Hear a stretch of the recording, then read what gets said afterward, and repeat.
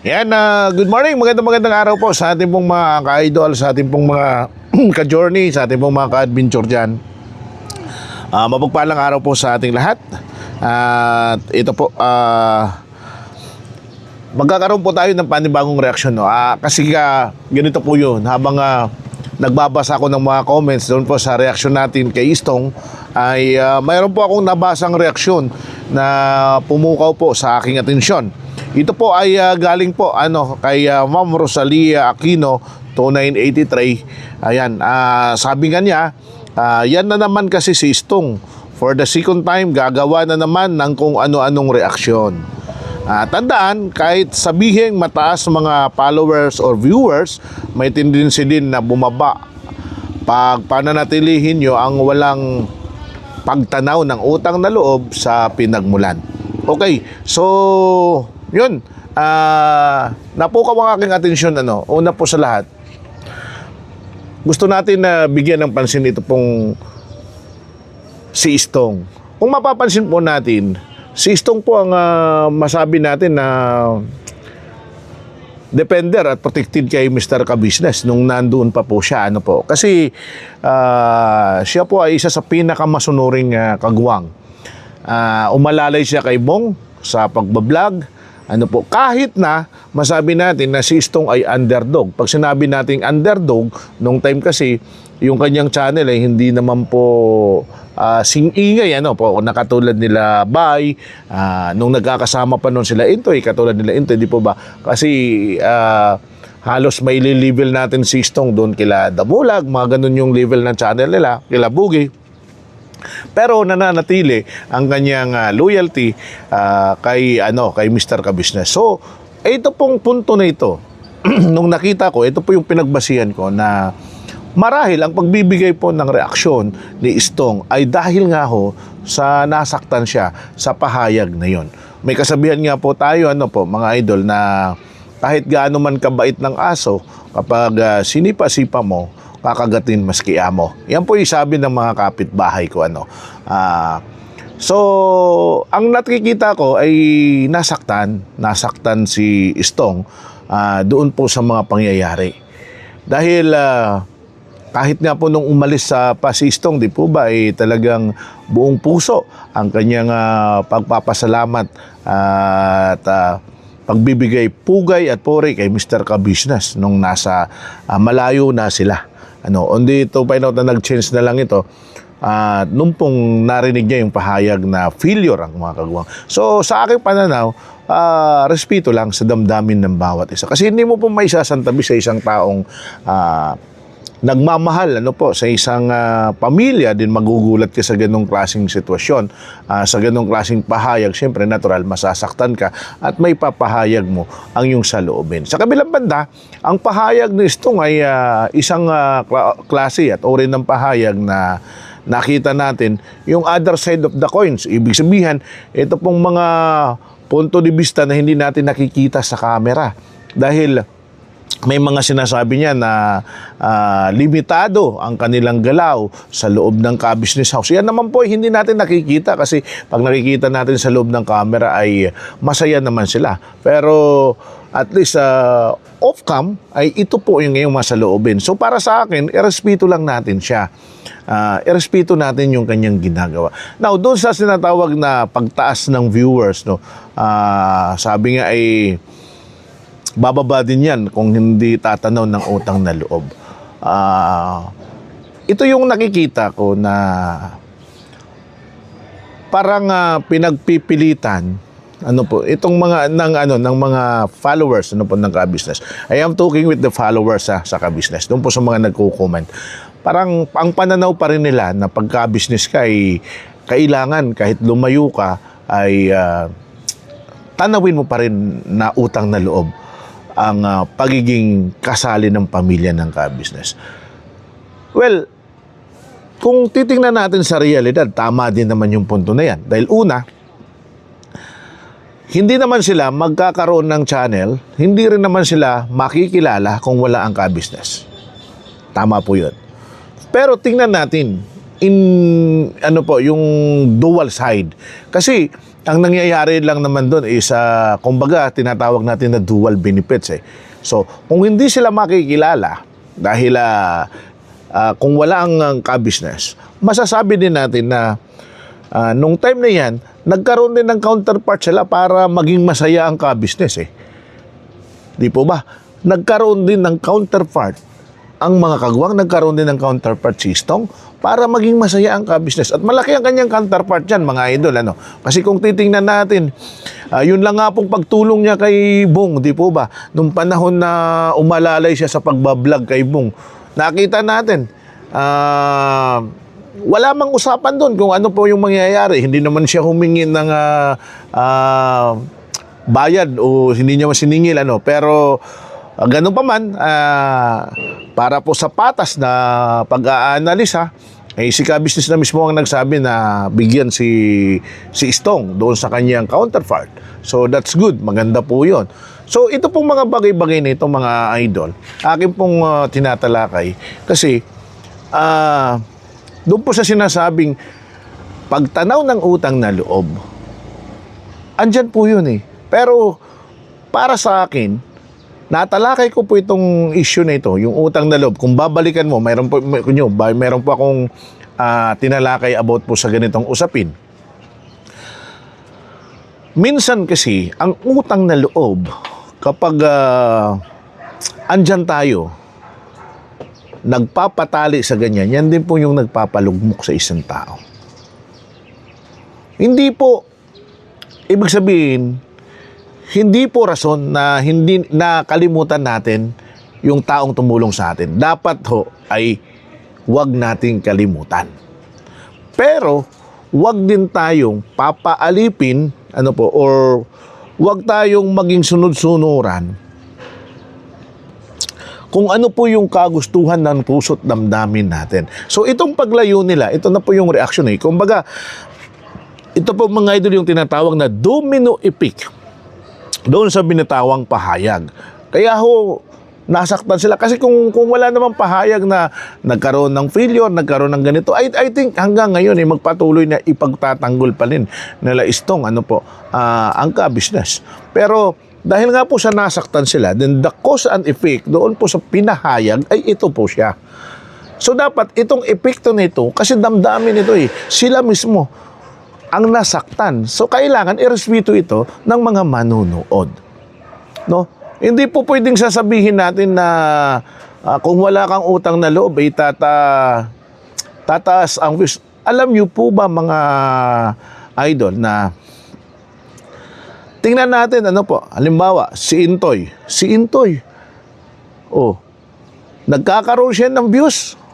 Mataas ang kanyang views, madaming sponsor. Si Bay, ang taas na ng views ni Bay ngayon, madaming sponsor. At tandaan po ninyo, sa nakita ko rin nung inanalisa ko, nagkaroon din ng pagbabago sa mga views ni Stong. So, ibig sabihin, hindi apektado yung sinasabing utang na loob. Bagkus, masigit nga nagustuhan ng tao yung kanilang paglayo kasi nagkaroon sila ng kalayaan.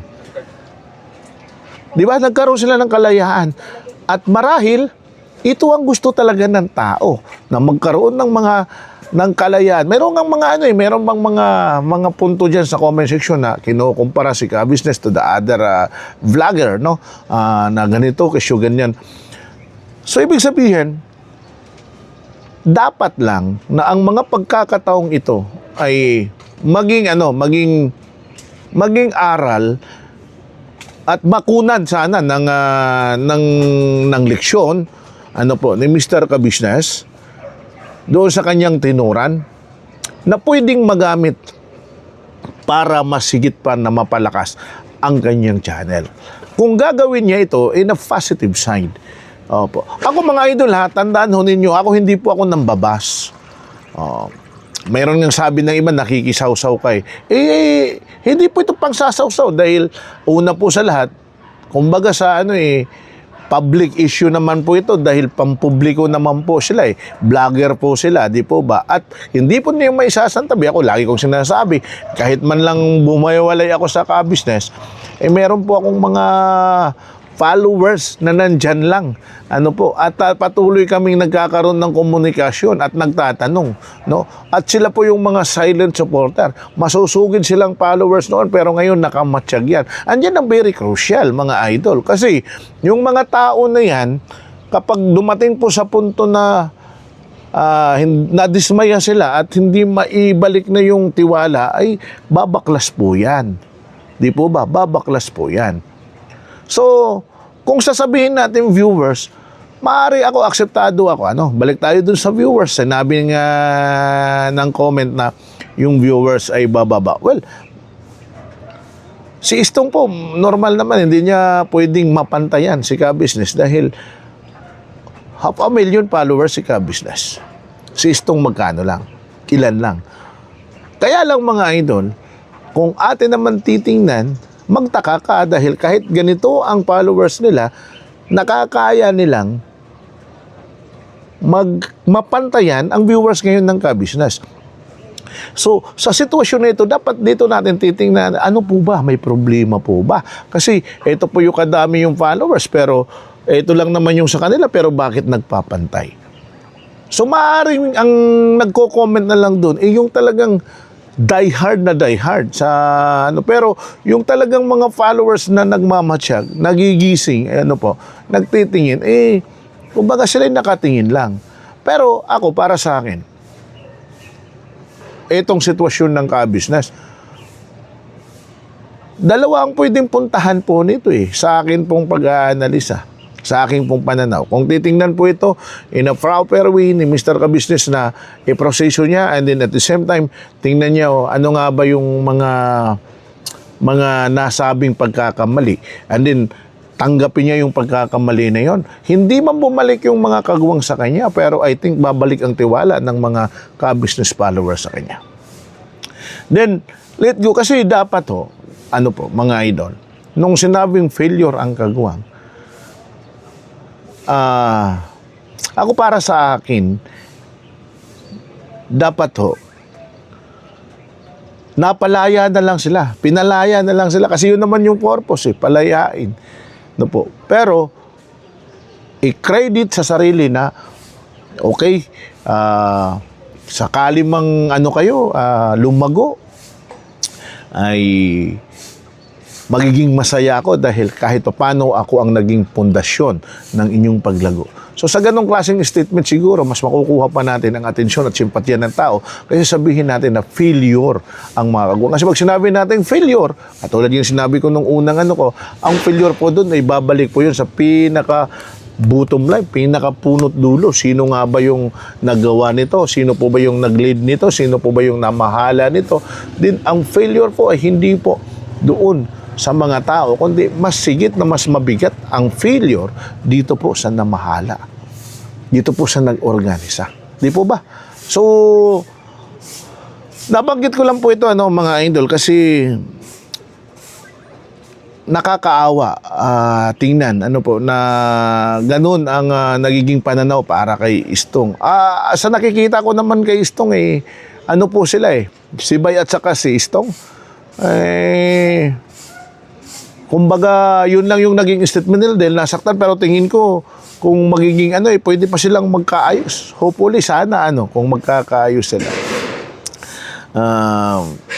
Yun yung pananaw ko. So, ang sa akin na lang, mga idol, is ano nga ba yung pwedeng makuha natin dito sa mga nangyaring ito? So, minsan, sabi pa nga,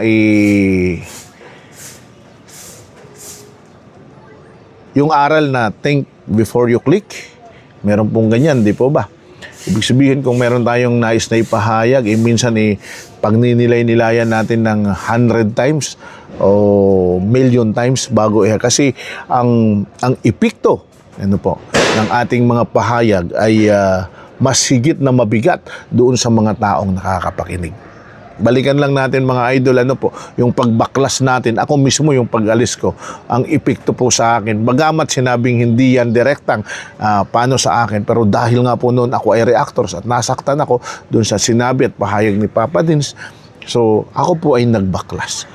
Pero ako mga idol, sinasabi ko sa inyo, sabi ng ilan, nagiging basher ka ng Ka-Business. Hindi po ako basher.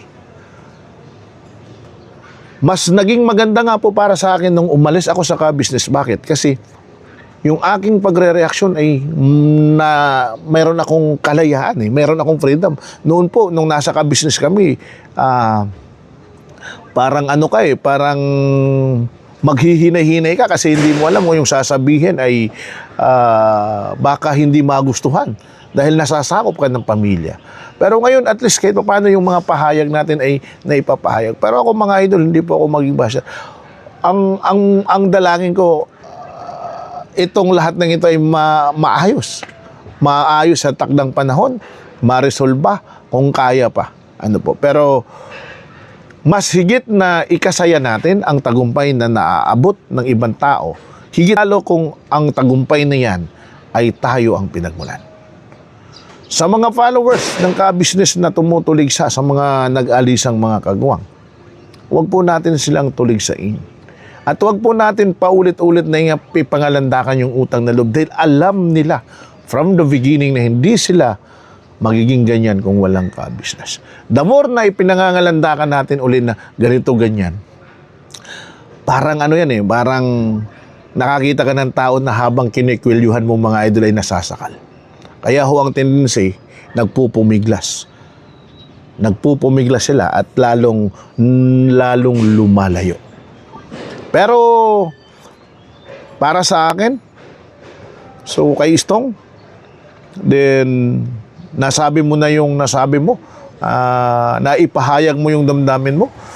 Siguro ako para kay Istong, mas gusto kong mag-focus siya doon sa mga reaction kasi napakaganda at magaling siyang mag-analisa. Magiging productive ka kung ganito pong niche ang gusto mo.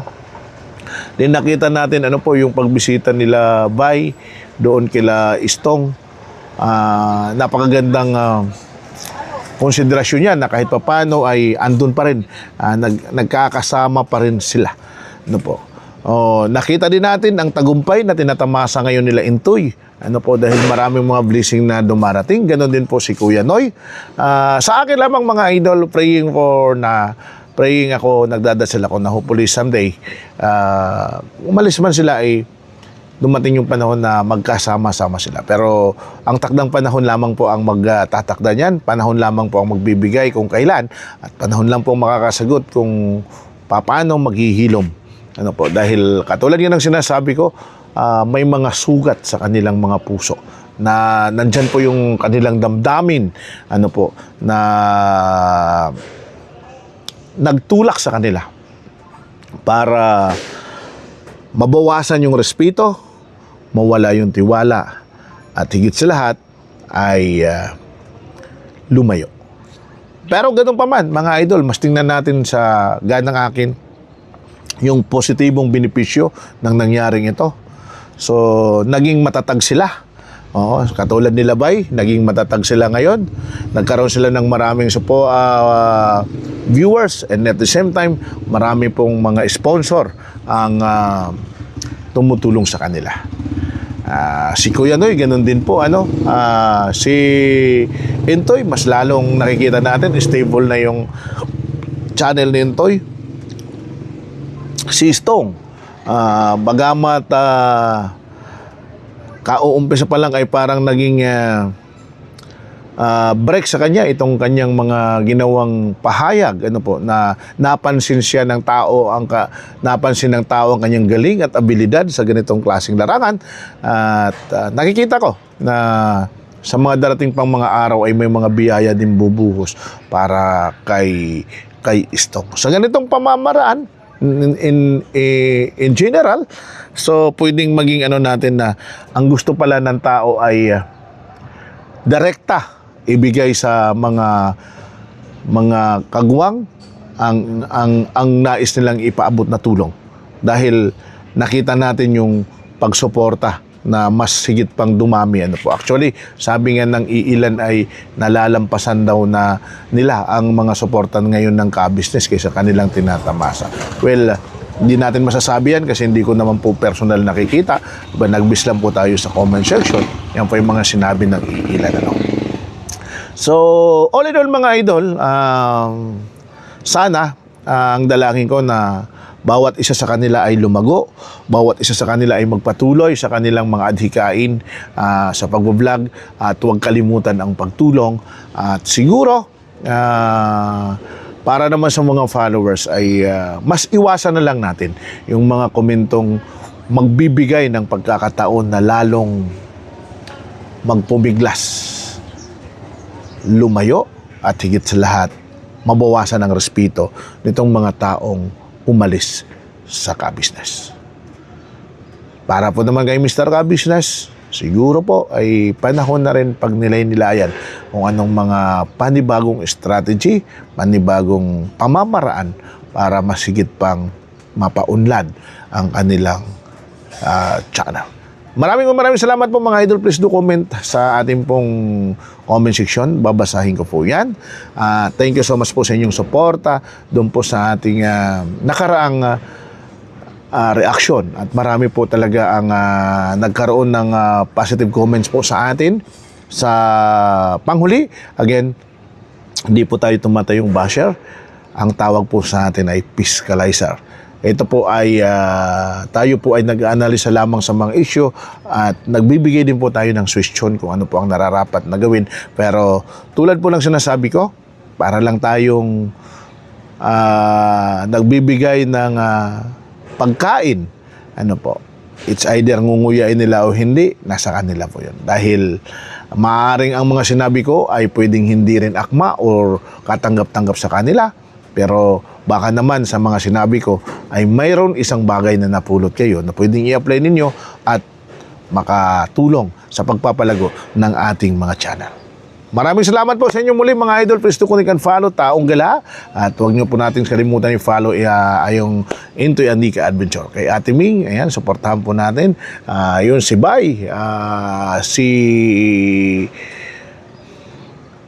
Istong, ano po?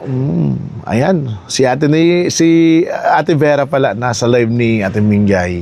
Ayan, Ate Vera, kumusta na po kayo? Siguro sa mga susunod na mga araw, magbigay din tayo ng mga inspiring reaction para kay Kuya Lito at Ate Vera.